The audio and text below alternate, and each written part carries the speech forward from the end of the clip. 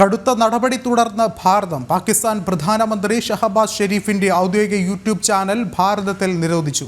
നടപടി പാക് പ്രധാനമന്ത്രിയുടെ പ്രകോപന പ്രസംഗത്തിന് പിന്നാലെ.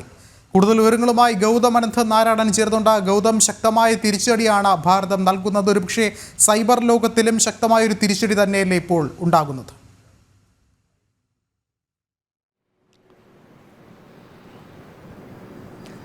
വിഷ്ണു, തുടർച്ചയായ ഭാരതവിരുദ്ധമായ പരാമർശങ്ങൾ ഈ പാകിസ്ഥാനിലെ യൂട്യൂബ് ചാനലുകളും മാധ്യമങ്ങളും നൽകുന്ന പശ്ചാത്തലത്തിലാണ് കടുത്ത നടപടി ഭാരതം തുടരുന്നത്. പാകിസ്ഥാൻ പ്രധാനമന്ത്രി ഷഹബാസ് ഷെരീഫിന്റെ ഔദ്യോഗിക യൂട്യൂബ് ചാനൽ തന്നെ ഇന്ന് ഉച്ചതിരിഞ്ഞത് മുതൽ ഇന്ത്യയിൽ ലഭ്യമാകുന്നില്ല. അതിന് കേന്ദ്ര വാർത്താവിനിമയ മന്ത്രാലയം ബാൻ ഏർപ്പെടുത്തിയിരിക്കുന്നു. പഹൽഗാം സംഭവത്തിന് ശേഷം പാകിസ്ഥാൻ പ്രധാനമന്ത്രി ഷഹബാസ് ഷെരീഫിന്റെ ഭാഗത്ത് നിന്നും പ്രകോപനപരമായ പ്രസ്താവനകൾ ഉണ്ടായിരുന്നു. സിന്ധു നദീജല കരാർ നിന്നും ഭാരതം പിന്മാറുന്ന നടപടി പിൻവലിച്ചില്ലെങ്കിൽ, അതായത് നദിയിൽ നിന്നും ജലം പാകിസ്ഥാന് വിട്ടു നൽകിയില്ലെങ്കിൽ ഇന്ത്യക്കെതിരെ ശക്തമായ ആക്രമണം നടത്തുമെന്ന് ഷഹബാസ് ഷെരീഫ് പറഞ്ഞിരുന്നു. ഇതെല്ലാം കൂടി കണക്കിലെടുത്തുകൊണ്ടാണ് ഇപ്പോൾ ഇയാളുടെ യൂട്യൂബ് ചാനലിന് നിരോധനം ഏർപ്പെടുത്തിക്കൊണ്ടുള്ള നീക്കം കേന്ദ്ര സർക്കാരിന്റെ ഭാഗത്ത് നിന്നുണ്ടായത്. കൂടാതെ ഇന്നിപ്പോൾ ചില ക്രിക്കറ്റ് താരങ്ങളുടെ ബാബർ അസം പാകിസ്ഥാൻ ക്രിക്കറ്റ് ടീമിന്റെ ക്യാപ്റ്റനായിരുന്നു, അതോടൊപ്പം തന്നെ മുഹമ്മദ് റിസ്വാൻ തുടങ്ങിയ ക്രിക്കറ്റ് താരങ്ങളുടെ